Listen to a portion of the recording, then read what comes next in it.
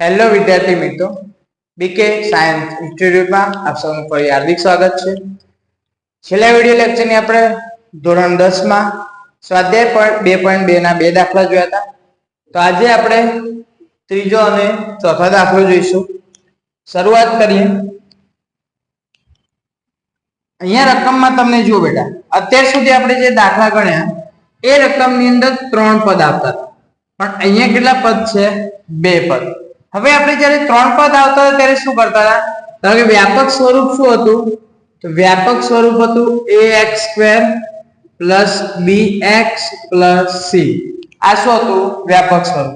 હવે આપણે શું કરતા હતા કે જ્યારે વ્યાપક સ્વરૂપ આપતા હતા ત્યારે છેલ્લા પદની, ધારો કે સમજી લો કે આવું હોય x² + 7x + 10, તો આપણે શું કરતા હતા? 7 ના ભાગ પાડતા હતા। કેવા ભાગ પાડતા હતા? કે જેનો સરવાળો અથવા બાદબાકી 7 થાય પરંતુ ગુણાકાર કેટલો થાય? 10 થાય। અને 4 પદ બનાવીને બે પદમાંથી આપણે શું કરતા હતા? કોમન કાઢતા હતા। જ્યારે હવે તમને જ્યારે 2 પદ આપ્યા હોય, સમજો બેટા ખાસ, 2 પદ આપ્યા હોય તો જો એમાંથી કોમન નીકળતું હોય તો પહેલા કોમન કાઢવાનો ટ્રાય કરવાનો। જુઓ, આ બંનેમાંથી કોમન શું નીકળે? તો 4 કોમન નીકળે। કેવી રીતે? તો 4u² અને આ 8 છે તો 4 દુ 8 કહેવાય, બરાબર? બંનેમાં u તો છે જ, તો 4u આપણે કોમન કાઢીએ, વધ્યું શું? તો આ બાજુ ખાલી શું વધ્યો? u વધ્યો, અને આ બાજુ શું વધ્યા? 2 વધ્યા। ચલો, હવે કોમન કાઢ્યું, 2 બ્રેકેટ થઈ ગયા, બંનેના બરાબર શું લઈ લેવાનું? ડાયરેક્ટ 0। તો 4u = 0 અને u + 2 = 0।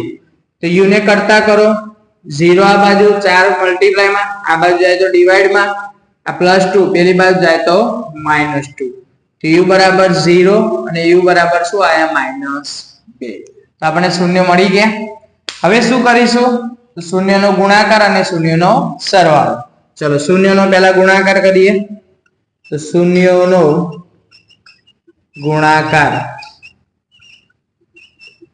તો 0 × -2 શું આવશે? 0। આપણે જાણીએ છીએ કે 0 ની કોઈ પણ સંખ્યા સાથે તમે ગુણાકાર કરો હંમેશા જવાબ શું આવે? 0। એના પછી શૂન્યનો સરવાળો, શૂન્યનો સરવાળો તો -2 + 0 તો પણ શું આવશે? -2, બરાબર? હવે આપણે આ દાખલામાં શું કરવાનું? તો સહગુણકો અને શૂન્યના વચ્ચેનો શું ચકાસવાનો? તો સંબંધ। તો અહીંયા જુઓ, હવે આ જે સમીકરણ તમને આપ્યું અથવા બહુપદી જે આપી અને વ્યાપક સ્વરૂપ સાથે શું કરવાની? સરખાવવાની। ચલો, વ્યાપક સ્વરૂપ સાથે સરખાવો તો અહીં આપેલ બહુપદીને વ્યાપક સ્વરૂપ સાથે સરખાવતા, ચલો, વ્યાપક સ્વરૂપ શું હતું? ax² + bx + c = 0। ચલો, અહીંયા x ની જગ્યાએ અહીંયા શું છે? u છે। અહીંયા 1 તો અહીંયા કેટલા? 4, તો a બરાબર કેટલા થઈ ગયા? 4। અહીંયા જુઓ, b ની જગ્યાએ x છે, અહીંયા u છે, તો b બરાબર કેટલા થઈ ગયા? 8। પણ c બરાબર, તો c બરાબર અહીંયા કશું છે ના, તો જ્યારે કોઈ વેલ્યુ ના આપ્યું હોય તો કોન્સ્ટન્ટ શું લઈશું? c બરાબર 0। હવે સિમ્પલ, સહગુણકોનો સરવાળો, તો સરવાળાનું સૂત્ર શું હતું? -b/a। ચલો, સૂત્રનું તો માઈનસ હતું જ, b તરીકે કેટલા હતા? 8 હતા, ભાગ્યા a તરીકે કેટલા છે? 4, તો 4 દુ 8। તો જુઓ, આવી ગયો સરવાળો -2 અને સહગુણકોનો ગુણાકાર। ચલો, ગુણાકાર શું થાય? c/a। તો ચલો, c કેટલા છે? 0, a કેટલા છે? 4, તો કેટલા આયા? 0। તો જો બેટા, ગુણાકાર પણ 0 આવ્યો, સરવાળો પણ કેવો આવ્યો? -2। સહગુણકો હોય કે શૂન્યનો, જો બંનેનો સરખો આવે તો જ તમારો દાખલો સાચો, બરાબર? ચલો, ચોથો દાખલો જોઈએ। t² - 15। હવે ઘણા બધા વિદ્યાર્થીઓ એવી ભૂલ કરશે કે આપણે એવું શીખેલા 3 સ્ટેપમાં કે કશું કોમન ના નીકળે તો આપણે શું કરીએ? એક કોમન કાઢી લેતા હતા। જ્યારે આ પ્રકારનો દાખલો હોય ત્યારે એક કોમન નહીં થાય. હવે ખાસ સમજો બેટા, કેવી રીતે કરીશું આપણે. પહેલા હું તમને અહીંયા એક વસ્તુ બીજી બતાવું કે ધારો કે અહીંયા 15 ની જગ્યાએ આવું હોય t² - 4 આવું હોય તો આપણે 4 ની જગ્યાએ શું લખી શકીએ તો કે t² - 2 નો વર્ગ. 2 નો વર્ગ પણ શું થાય? 4 જ થાય. તો આ શું બની ગયું તો કે a² - b², મતલબ આવો નિત્યસમ થઈ ગયો. a નો વર્ગ ઓછા b નો વર્ગ, તો શું આવે? a ઓછા b અને a વત્તા b. આ રીતે આપણે કરી શકીએ. બે કૌંસ બનાવીને બંને બાજુ 0 લઈ શકીએ. પરંતુ અહીંયા જુઓ t² - 15 છે, 15 તો વર્ગમૂળ નીકળે નહીં. 15 નું વર્ગમૂળ નીકળે નહીં, તો આપણે શું કરીશું?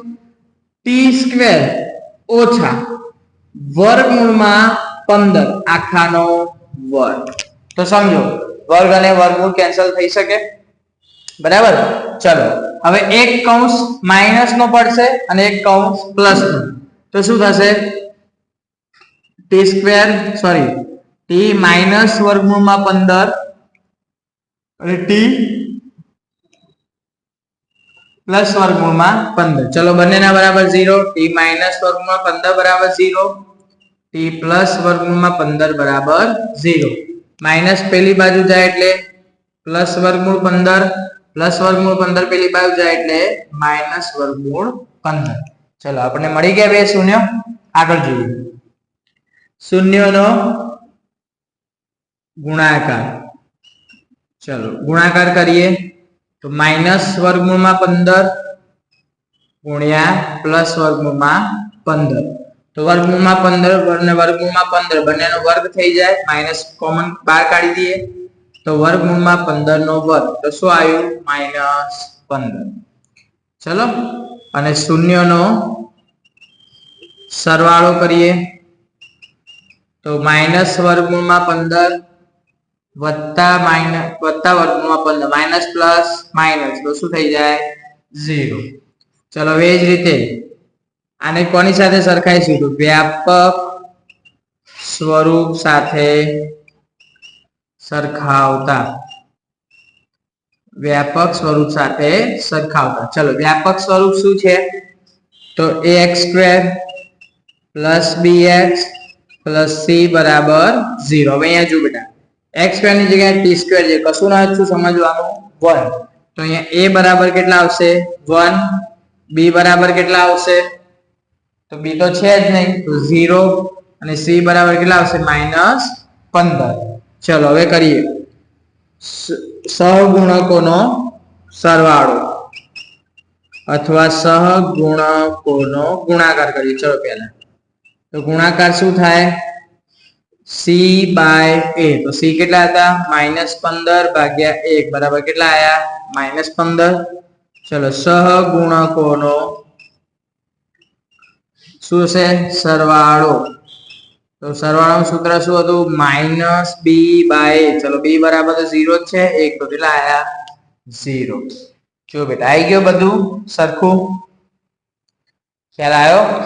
તો અહીંયા આપણે સંબંધ ચકાસવાની રીતમાં હજી તે પણ બેમાં એક દાખલો બાકી રહે છે જે તમારે જાતે કરવાનો છે, અને એનો જે બી આન્સર હોય મને કોમેન્ટમાં જણાવજો. જો તમને ખબર ના પડે, એમાં કઈ ઇશ્યુ હોય તો પણ કોમેન્ટમાં જણાવજો, તો હું એક વિડીયો એનો પણ બનાવી દઈશ. બરાબર. હવે આપણે આગળ, અત્યાર સુધી આપણે શું કરતા હતા? સહગુણકો અને શૂન્યનો સંબંધ ચકાસતા હતા. પરંતુ હવે જે દાખલા આવશે એમાં તમને સહગુણકોનો સરવાળો અને સહગુણકોના ગુણાકાર ઓલરેડી આપી દીધા હશે, અને આપણે એના ઉપરથી શું બનાવીશું? બહુપદી. બરાબર. એ આપણે એ રીતના દાખલા આવતા વિડીયો લેક્ચરમાં જોઈશું. Thank you.